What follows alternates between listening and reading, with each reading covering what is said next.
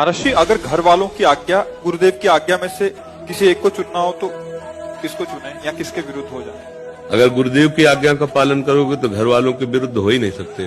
घर वालों की आज्ञा के पालन में तो गुरुदेव के विरुद्ध हो सकते हो, लेकिन गुरुदेव की आज्ञा पालन करने से घर वालों के विरुद्ध हो ही नहीं सकते, क्योंकि वो गुरुदेव ही एक ऐसे जो सब में भगवत दृष्टि करा दे। सबसे पहला उपदेश होता है माता पिता को भगवान का स्वरूप मानो और परिवार के सदस्यों को भगवान की सेवा मानो।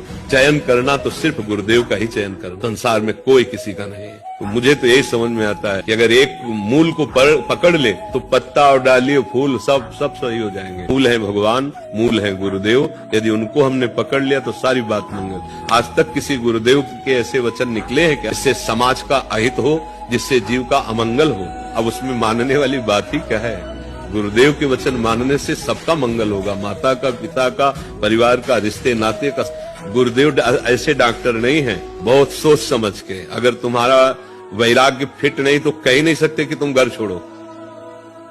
हाँ, वैराग्य की ज्वलंत स्थिति है, तब वो जब कहेंगे घर छोड़ो तो पूरे घर की जिम्मेवारी भगवान के हाथ दे देंगे। गुरुदेव को अभी समझा क्या है? गुरुदेव को समझ लोगे तो ये प्रश्न ही खत्म हो जाएगा कि हम उनकी बात माने कि उनकी बात माने। बात तो गुरुदेव की ही है और कोई मानने योग्य है ही नहीं।